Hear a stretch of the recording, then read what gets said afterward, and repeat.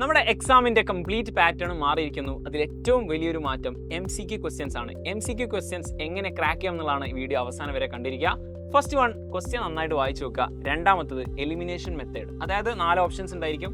അതിൽ ചിലപ്പോൾ 4ഉം കറക്റ്റ് ആയിരിക്കും, പക്ഷേ നിങ്ങൾ കറക്റ്റ് ആൻസേഴ്സ് സെലക്ട് ചെയ്യരുത്, ബെസ്റ്റ് ആൻസേഴ്സ് വേണം സെലക്ട് ചെയ്യാൻ. കാരണം 4എണ്ണത്തിൽ ഏതാണോ ഒഴിവാക്കാൻ പറ്റുന്നത് എന്ന് നോക്കിയിട്ട് ഓരോ ആൻസറും വായിച്ച് നോക്കിയതിന് ശേഷം അത് ഒഴിവാക്കിയിട്ട് അവസാനം വരുന്ന ആൻസർ സെലക്ട് ചെയ്യുക. ആൻഡ് എക്സ്ട്രീം വേർഡ്സ് ഉണ്ടാവും, ഓൾവേസ് നെവർ കംപ്ലീറ്റ്ലി പോലെയുള്ള എക്സ്ട്രീം വേർഡ്സ് ഉണ്ടാകും. ആ വേർഡ്സ് ഒക്കെ നോക്കിയിട്ട് നല്ല രീതിയിൽ ശ്രദ്ധിച്ചിട്ട് വേണം ആൻസർ ചെയ്യാൻ വേണ്ടിയിട്ട്. ആൻഡ് സിമിലർ ആൻസർ ഉണ്ടായിരിക്കും. ഇനി ഇൻ കേസ് നിങ്ങൾക്ക് ഒരു രക്ഷയില്ല, ആൻസർ ഒന്നും കിട്ടുന്നില്ല എങ്കിൽ അതിൽ ചിലപ്പോൾ 4 ഓപ്ഷനിൽ ചില 2 ഓപ്ഷൻസിൻ്റെ ആൻസേഴ്സ് സിമിലർ ആയിരിക്കും. ചെറിയ സ്പെല്ലിംഗ് മിസ്റ്റേക്ക് മാത്രമേ, സ്പെല്ലിംഗ് മാത്രം മാറ്റിയിട്ടൊക്കെ തരും. അങ്ങനെയാണെങ്കിൽ അതിലേതെങ്കിലും സെലക്ട് ചെയ്യാം. ഈ ഒരു പ്രശ്നം ഒന്നും കിട്ടുന്നില്ലെങ്കിൽ ചെയ്യേണ്ടതാണ്. അതുപോലെ തന്നെ ചെയ്യാൻ പറ്റും, ഏറ്റവും ലോങ് ആയിട്ടുള്ള ഓപ്ഷൻ സെലക്ട് ചെയ്യുക. ഇതും ഒന്നും കിട്ടുന്നില്ലെങ്കിലാണ്. And don't overthink. നിങ്ങൾ ഓവറായിട്ട് അതിനെപ്പറ്റി കൂടുതലായിട്ട് ചിന്തിക്കുന്ന സമയത്ത് തെറ്റിപ്പോകാനുള്ള സാധ്യതയുണ്ട്.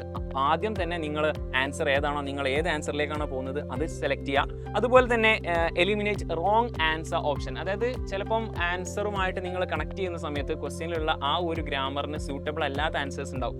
അത് എലിമിനേറ്റ് ചെയ്തുകൊണ്ട് നിങ്ങൾ എന്താക്കുക, ആൻസർ സെലക്ട് ചെയ്യാൻ നോക്കുക. അപ്പോൾ ഇത്രയും കാര്യങ്ങൾ നിങ്ങൾ എന്താക്കുക, നിങ്ങൾ ഇനി MCQ ക്വസ്റ്റ്യൻ ചെയ്യുന്ന സമയത്ത് ശ്രദ്ധിക്കുക. കൂടാതെ നന്നായിട്ട് പ്രാക്ടീസ് ചെയ്യുക. ഇനി വരുന്ന ക്രിസ്മസ് എക്സാമിന് എല്ലാവരും അടിപൊളിയായിട്ട് പഠിക്കുക, സെറ്റാക്കുക.